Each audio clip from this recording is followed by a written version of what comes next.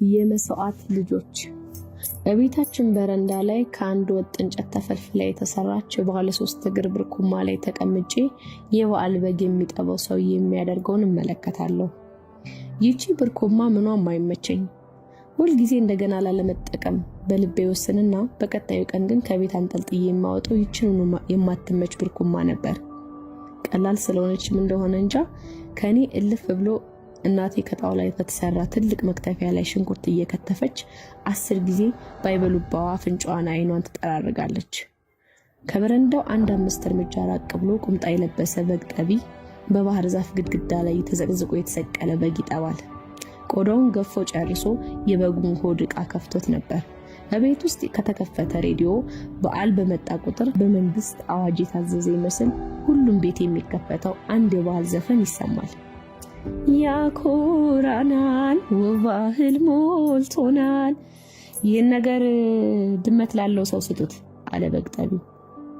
ከበጉ ሆድ ዕቃ ቆርጦ ያወጣውን ትኩስ ሳምባ በግራ እጁ አንጠልጥሎ እጁ በያዘው ረዥም ቢላዋ እየጠቆመ አረ ወዲያ ጣለው፣ በሰፈሩ አንድም ድመት የለ አለች እናቴ።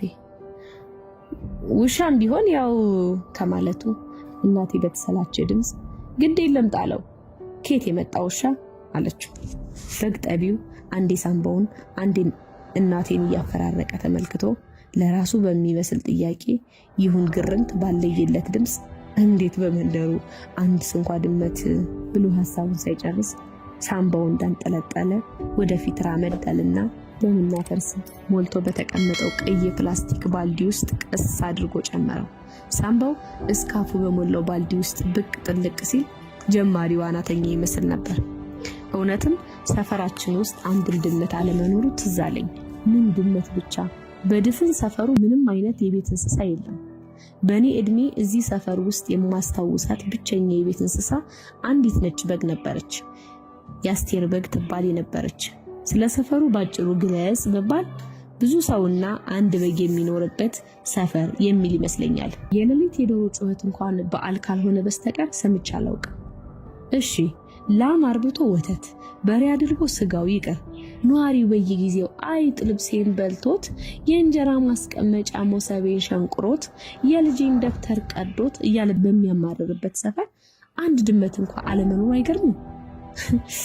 ሌባ አስመረረን የሚል አንድ ሰፈር ሰው እንዴት አንድ ውሻ ሳይኖረው ቀረ? አይጡም ሌባውም ይቅር እንዲሁ እንስሳት የሚወድ ሰው እንዴት ጠፋ? ሳስበው እንደ አዲስ ይገርመኛል። ከዚህ ሁሉ ነገር በላይ ደግሞ የሚገርመኝ የዚያች ያንዲት በግ ነገር ነው። በእርግጥ በጓ ምንም የሚያስገርም ነገር አልነበራትም።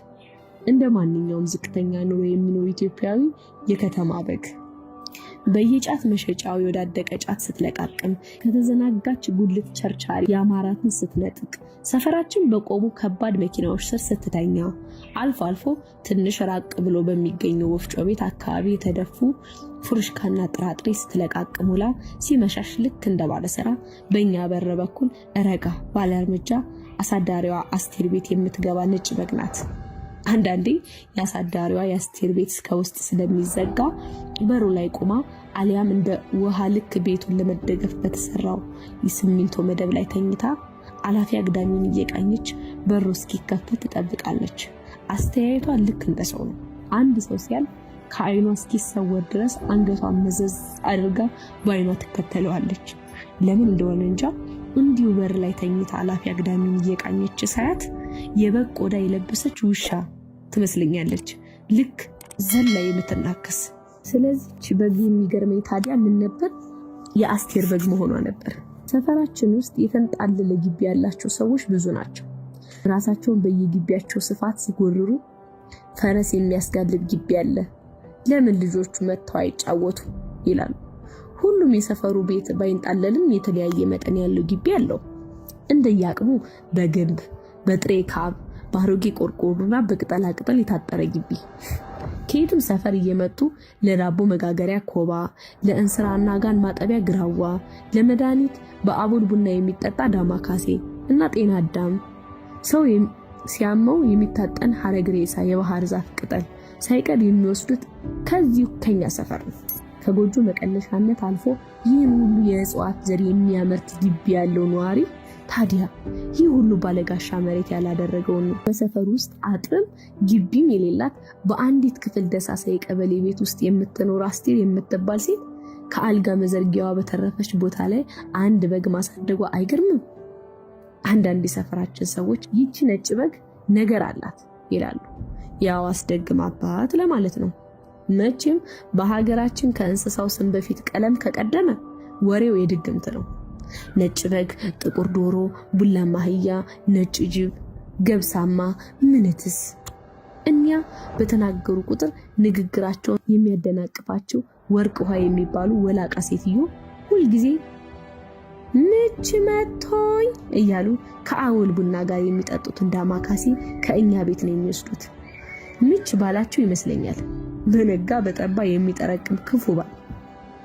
እና ይቺ ሴትዮ የሆነ ጊዜ ለእናቴ አስቴርን ሲያሙ ይቺ ምታታም በግ መንገደኛው ወንድ ታከክ ብላው ታለፈች። ልቡ ስውር ብሎ እግሩ ወደ አስቴር ቤት ሚስት ያለኝ የለ ልጅ ያለኝ የለ በቃ ያለውን አራግፎ መሄድ ነው። መጠንቀቅ ነው የእናቴ ልጅ ከሆነ በኋላ ወይ ዋጋ የለው ሲሉ በጆሮዬ ሰምቻቸዋለሁ። እናቴ ታዲያ ኤዲያ አንቱ ደግሞ አንድ መድኃኒዓለም ካለ እንዲህ ያለ ነገር አለቻቸው። እምነቷ ከዚያም በላይ የዚችን ሐሜተኛ ሴትዮ አፍ ስላስያዘችልኝ ደስ ብሎኝ ነበር። ጥሎብኝ አልወዳቸውም። እንዲያውም የእውነት ታመው ሳይሆን ለሐሜት የሚመጡ ነው የሚመስለኝ። ምን ዋጋ አለው? አንድ ቀን አባቴ ከዋለበት ሲመለስ ገና ከበር ይህቺ አስቴር በግ እንዴት ያለሽ ነጣቂ ሆናለሽ ጃል ለልጆቼ ሽምብራ እሸት ገዝቼ ስመጣ እንደ ደህና ነገር ታከክ ብላ እኔ ደግሞ አውቃይ ነው ብያለሁ። ሽምብራ እሸቱን ከጄ ነጥቃው ሮጠችው። እሷን ሳባር አስቴር ቤት ልገባ ምን ቀረኝ አለ እየሳቀ። እናቴ ታዲያ እንደወትሮ አብራ ከመሳቅ ይልቅ ፊቷ ቄሪር ብሎ በራችን ላይ እኔ ሳልወለድ ጀምሮ በሞሎቲ ቢራ ጠርሙስ የሚንጠለጠለውን የጊዮርጊስ ጠበል ከተሰቀለበት አወረደችና በቁጣ በልሂን ጠበል አንተም ተረጭ ልብስህንም እርጭ ብላ አዘዘችው። አባቴ ግራ ገብቶት አሃ ለበግ ጠበል ቢን ቁጣዋ ብሶ በጓን ተነህ ምን ይገባሃል አለች። ከዚህን ቀን ጀምሮ ያቺ በግ በግቢያችን በር ስታልፍ እናቴ ዱላ ያለ ድንጋይ እጇ ላይ የገባውን ነገር አፈፍ አድርጋ ጀርባውን ቆርጬ ነው የምጥላት። ይቺ ሰላቢ እያለች ታሰድዳታለች። አንድ ቀን እንዲያውም እናቴ በረንዳ ላይ ተቀምጣ ድንች ስትጥልት ድንገት በጓ በበር ስታልፍ አይታት ቢላዋ ወርውራ አስታታለች። ከሆነ ጊዜ በኋላማ በጓ ራሷን ልክ እኛ ቤት በር ላይ ስትደርስ ሩጣ ማለፍ ጀመረች። እናቴ ታዲያ ይህን ስታይ ይህች ታዲያ በግ ናት እንዴ? ሰይጣን ሹክ የሚላት የዲያብሎስ ፈረስ ናት እንጂ ቤት ሀገር ነው በግ ቂም የሚይዘው አለች። ከበጓ ሰላቢነት በላይ ጀርባዋን ስላልቆረጠቻት ተበሳሽታ እናቴና በጓ ማልቀው ነበር። ይህች በግ ወደ ቤት ከመግቢያዋ ሰዓት አለፍ አድርግ ስታመሽ ባለቤቷ አስቴር ፊቷ ላይ ጭንቀት ረብቦበት ነጠላዋን ደርባ ያገኘችው ሁሉ ያችን በግ አይታችኋታል እያለች ፍለጋ ትዞራለች። አንዳንዴ ታዲያ በጓን ከፊት አስቀድማ ከሆነ ወንድ ጋር ትመለሳለች። ብዙ ጊዜ የከባድ መኪና ሹፌር ስለ አስቴር ብዙ ነገር ያወራል። ለምን እንደሆነ ባይገባኝም ሁልጊዜ የመንደሩ የወሬ ርዕስ ናት። ቤቷ ውስጥ ፊልተር፣ ጠላና አረቂ አልፎ አልፎም ቢራና ምግብ ትሸጣለች። ጎረቤቱ ፊት ለፊት እንደዚያ ባይልም አስቴር ሴተኛ አዳሪ ናት። በእርግጥ አንዳንዴ ማታ ሰክረው ሰፈር የሚረብሹ ሰካራሞች ስሟን እየጠሩ ጮክ ብለው ሸርሙጣ ይሏታል። እሷ ግን እንደዚህ ያሏት አላሏት ግድ የሚሰጣት አትመስልም። እንዲያውም ትበል አትበል ከሷ ከራሷ አይረጋገጥም አለሽ ተብሎ በስሟ የሚወራ ቀልድ አለ። ቀልድ ከተባለ የሆነ ጊዜ የቀበሌ ሰዎች ቢራና ምግብ ለመሸጥ የንግድ ፈቃድ የለሽም ብለው ድርጅት በሚል ስም ቤቷን አሸጉባት። ያን ዕለት ማታ ጎረቤቱ ሁሉ አስቴርን እኔ ቤት ደሪ እያለ ሲለምናት ቢውልም ባንገቴ ገመድ ቢገባ ማንንም ቤት አላድርም አለች። ያው አንዱ ጋር ልታድር ነው ብሎ ጎረቤቱ ተዋት። አስቴር ግን እዚያው በሯ ላይ ባለች የሲሚንቶ መደብ ላይ ስስ ነጠላዋን እንደለበሰች ከበጓ ጋር ሁርምት ብለው አነጉ። ትሳቅ ትጫወት እንጂ በጎረቤቱ ሁሉ ላይ ነፍሷ አንዳች መራር ቂም ይዞ ነበር። በቀጣዩ ቀን ጧት ግፉ ፈርተው ይሁን አሊያም ሰባዊነት ከዚህ በላይ አላስጨክን ብላቸው የቀበሌ ሰዎች ያሸጉትን ከፍተው ካሁን በኋላ ፍቃድ ካላወጣሽ በስተቀር ምንም አይነት ምግብ ይሁን መጠጥ እንዳትሸጪ አሏት። አስቴር ምን አለች ተባለ? የማይታሸገው ውሎ ይግባ፣ ጾሜን አላድርም። በእርግጥ ይህንን ነገር አለችም አላለችም ከዚያ በኋላ መተዳደሪያዋ ያው ሴተኛ ዳርነቱ ብቻ ሆነ። ከ2 ዓመት በፊት አስቴር ይህ ስራ መረረኝ፣ በቃኝ፣ ካሁን በኋላ እንጀራ እየጋገርኩ ለአንድ ነፍሴ መኖር አያቅተኝም ብላ እንጀራ መጋገር ጀመረች። እንዲያውም በነጭ ልሙጥ ወረቀት ላይ በቀይ ማርከር እዚህ ቤት ደረቅ እንጀራ አለ የሚል ጽሑፍ የጻፍኩላት እኔ ነበርኩ። አየችውና አቤት የፊደል አጣጣል ጎበዝ፣ ይችን ደረቅ የምትለዋን ግን ለምለም ብትላት ገበያ ትስባለች። ደረቅ ማን ይወዳል ብላ ሳቀች። ስትስቅ አይኗ ጥግና ጥግ ያለው ቆዳዋ ላይ እድሜ ያመጣው መሸብሸብ በደንብ ይጎላል። ጥርሶቿ ግን ስድር ብሎ ያምራሉ። የእንጀራው ነገር ከ3 ቀን አላለፈም።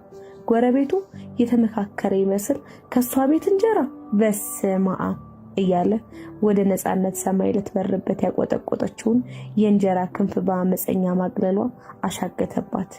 ክንፏም ልቧም ተሰብሮ መልሳ እዚያው አቧራ ላይ ወደቀች። ታዲያ ዛሬም ጎረቤቱ እንዲያው ይቺ ሴት ምነው ንስሐ ገብታ ወደ ፈጣሪዋ በተመለስ ይላል። ድፍን ጎረቤቱ ከጋሽ ይድነቃቸው ቤት እስከማማ በሰልፉ ቤት ድረስ የበላው ይመለስና ክፉ የመመለሻ መንገዱ ዝሆን በማይገፈው የሴራ አለት እየዘጉ ምናል ብትመለስ ይላሉ። አንዳንዴ እንዲህ ሲሉ ግልፍ ብሎ ይልናገርልና እንዲህ ጥብቅና የሚያስቆመ ከሷ ምን አለ ይሉኛል እያልኩ ከከንፈሬ ላይ መልሰዋለሁ። እንኳንስ ጥብቅና ቆሜ እንዲሁ ስለምትወደኝ አሽሙር ይባቸዋል። ይሄ መውደዷ አመታትን ያስቆጠረ ነው። ለምስክር እያገስኩ የሰፈር ልጆች ጋር እጣላ ከነበረበት የልጅነት እድሜ የጀመረ። አስቴር የኛ የእድሜ ኩያ የምትሆን አንዲት ሴት ልጅ ነበረቻት፣ ምስክር አስቴር የምትባል። በእናቷ ስም ስለምትጠራ ስሟን የሚጠራ ሁሉ ሳቅ ነው የሚተናነቀው። ከአንድ ወታደር ነው የወለደቻት ይባላል። ያኔ ሀገር ገንጣዮች መጡ ተብሎ ወደ ሰሜን በወታደር መኪና ታጭቀው ከሚተሙት ዘማቾች መካከል አንዱ አስቴር ቤት ጎራ ብሎ ሄደ። አላደረም እንኳን ራሷም ይህን አትደብቅም። እንዲያውም ስሙን እንኳን አለማወቄ ትላለች በቁጭት። ልጇ ምስክር አስቴር ሁልጊዜ ልጅ ሳለን የሴት ልጅ አሉኝ እያለች የምታለቅስ፣ ከፍ ስትል የሴት ልጅ አሉኝ ብላ በጥፍሯ የስንቱን ፊት የተለተለች ቁጡ ልጅ ነበረች። እስከዛሬም የምስክር የጥፍር ዳና የታተመባቸው ልጆች አሉ። ለምሳሌ ጆሮ ግንዱ ስር ደመቅ ብሎ ጀምሮ ወደ ጉንጩ የፈዘዘ የሚሄድ ጠባሳ የጋደመበት ጓደኛችን የያኔው ማቲ፣ የዛሬው ዶክተር አቤል ዛሬም ድረስ ስናነሳበት ጉንጮቹን እየዳሰሰ ባክ ያቺ እብድ ነበረች፣ ራሷንም ትቧጭር ነበርኩ፣ በሳይንሱ ምንትስ ዲስኦርደር ይባላል ይላል። በደሉን የሙያ ካባ አልብሶ ቅድስና ሊያደርገው ሲዳዳው የሆነ ሆኖ ያለበት ምቾት እንኳን ጠባሳውን አላጠፋው። ምስክር የወጣትነት ዘመኗ ሲበዛ አንገት በመድፋትና በዝምታ የተዋጠ ነበር። ከ9ኛ ክፍል አቋርጣ አረብ ሀገር ሄደች። ከዚያን ጊዜ ጀምሮ ትኑርም ትሙትም የሰማ የለም። የአሰሪዋን ፊት በንዴት ተልትላ የሴትዮዋ ባል ከፎቅ ወርውሮ ገድላት የሚል ለዛ ቢስ ቀልዶች በዚህም ቀልደዋል። ስንጠምድ እስከ ሞት አይደል? በዚህም ተስቋል። ታዲያ የሆነ ጊዜ ላይ እስካሁን ድረስ በሰፈሩ እንደ ታሪክ የሚወራ መንደርተኛውን ያስገረመ ድንገተኛ ነገር ተፈጠረ። አንዳንዶች ተአምር ነው ይላሉ። ያቺ የአስቴር በግ በሰፈሩ ብቸኛ የቤት እንስሳ የሆነችው የአስቴር በግ ወለደች። ያውም መንታ የበግ ግልገሎች። አስቴርን ራሷን ጨምሮ አንድ ሰው እንኳን በጓ እርጉዝ እንደነበረች አያውቅም ነበር። ተአምር ተባለ። ሲጀመር የበጓ እድሜ እየትየለሌ ነው። ሲቀጥል በሰፈሩ ወንድ በግ ለምልክት እንኳን በሌለበት እርግዝናው ከየት መጣ እያለ መንደሩ ሲገረም አስቴርን ሂጄ እንኳን ደስ አለሽ አስቱ በግሽ ወለደች አሉ አልኳት። አስቴር ባቀረበችው ረከቦት ዙሪያ የሚተረተሩትን ሁለት ጨለማ የመሳሰሉ ጥቋቁር የበግ ግልገሎች በትኩረት እያየች እግዚአብሔር ተአምር ያልቅበት ደሞ የመልካቸው ነገር ቁርጥ አባታቸው አለች። አባታቸው አልኩ አስቴር እንደወትሮው እየቀለለች መስሎኝ እኔም እየሳኩ። ልክ ጥያቄ እንዳልሰማች ኮስተር ብላ አይኖቿን ወዳደፈው የማዳበሪያ ኮርኒስ ልካ ከንፈሯ እያንቀሳቀሰች ጣቶቿን ስትቆጥር ቆየችና 5 ወር አለች። ብቻዋን ስለምታወራ ያበደች መስሎኝ አንዴ እሷን አንዴ በጎቿን እመለከታለሁ። ፋሲካ ካለፈ 5 ወሩ ቀኑ እንዴት ይሮጣል። የፋሲካ ዋዜማ ከገበያ ስመለስ እዚህ በር ላይ ይህን ጀበና የመሰለ በግ እዚችው እኔው በግ ጋር ቆሟል። በጠራራ ከየት መጣብኝ ደግሞ የተከሰተ ሰይጣን የመሰለ ብያማተኩ። በኋላ ከወደታች ሰፈር ገመድ የያዙ 3 በግ ነጋዴዎች ጀፍ ጀፍ እያሉ መጡ። ለፋሲካ ሊሸጡ ከሚወስዱት የበግ መንጋ ያ ጥቁር በግ የኒዋንሴ ተነጥሎ ተከትሏት ኖሯል። በዚህ ሽቅብ የአስቴርን በግ ተከትሎ ሄደ ብለው በምልክት ቤቴን ጠቁሟቸዋል። ለካ ሊታረድ ከሚሄድ መንጋ ነጥሎ ይሄው ብላ ወደ ግልግሎቹ እያየች ተከዘች። ማን ያውቃል አልፎ አልፎ ለበዓል ሊታረድ የተገዛው በግ ሁሉ ይችን ዓለም ከመሰናበቱ ሰዓታት ቀደም ብሎ የአስቴር በግ ላይ መንጠላጠሉ የታወቀ ነገር ነበር። የበግ ድምጽ በሰማች ቁጥር የአስቴር በግ ሄዳ ከጎናቸው ትቆምና ታሸታቸዋለች። የጠፋ የበግ ዘመድ ያላት ይመስል ያ ድቅድቅ ጨለማ የመሰለ የመጨረሻው በግ ታዲያ በሞቱ ዋዜማ ከመንጋው ተነጥሎ የአስቴርን በግ ተከተለ። ጥቋቁሮቹን ግልገሎች ተመለከትኳቸው። የመስዋዕት ልጆች የአስቴር ወንድ ወዳጆች የሚበዙት ወታደሮች ነበሩ። ሄደው የቀሩ ለሀገር ድምቀት ለነዋሪው በዓል ወደ ሞታቸው ሲነዱ አስቴርን የጎበኙ ለሀገር ፋሲካ የታረዱ ሞትን መችስ መቅደም አይቻል። ጎርፍ ሞት ፈረሰኛውን ሲገለባበጥ እንደ ሰንበሌጥ ባገኘንበት ተኝተን ይዞን ካለፈ በኋላ ቀና የሚል ዘር ከሞተው ውጪ ምን መታሰቢያ እንተዋለን? ይህ በሆነ በሁለት ወሩ ያቺ ለሰፈሩ አንድዬ የነበረች የአስቴር በግ ምጥ ለያዛት ሴት ድረስ ተብሎ በሚበር አምቡላንስ ተገጭታ ሞተች። ለነገሩ ወዲያው አልሞተችም። መንገድ ላይ ወድቃ ስታቃትት ቶሎ ትባረክ እያለ የመንደሩ ሰው ቢላዋን እየያዘ ሮጦ ነበር። አስቴር አንድ ሰው እንዳይጠጋት ብላ የምታቃትተውን በግ አንገት አቅፋ ስቅስቅ ብላ አለቀሰች። በጣም አለቀሰች። በመሃል ፊቷን አጨፍግጋ ቢላዋ ይዘው ወደ ቆሙት አንድ የሰፈራችን ሰው የተመለከተች ምንስ በግ ብትሆን አብራችሁ አልኖረችም ቢላ ይዛችሁ ስትበጡ ትንሽ ሐዘኔታ ይሰማችሁ ብላ ባረቀችባቸውና ማልቀሷን ቀጠለች። ሀዲያ ለበግ ንዛዜ መጻፊያ ወረቀት ይዘን እንምጣ እንዴት ያለ ነገር ነው አሉና ሰውየው በቁጣ ቢላቸውን እንደ ዘማች ሰይፍ እያወናጨፉ ወደ ቤታቸው ተመለሱ። እንዲሁ የሰፈሩ ሰው ከቦ እየተመለከተ ሁለቱ ግልገል በጎች መንገድ ላይ የደም አበላ በወረሳት እናታቸው ወድቃ በምታለቅሰው አስቴር ዙሪያ እየዞሩ ይጮሁ ነበር። በጓ ሳትባረክ ሞተች። የከበበው ሰው ሁሉ ይህን ያህል በግ ይሄማ ነገር አለ እያለ ቀስ በቀስ ተበታተነ። በዚያ ሰሞን እኒያ ወላቃ አሮጊት እንደለማዳቸው ዳማካሴ ሊለምኑ ቤታችን መጥተው አስቴር ለእናቴ ሲያሙ ሰማቸው።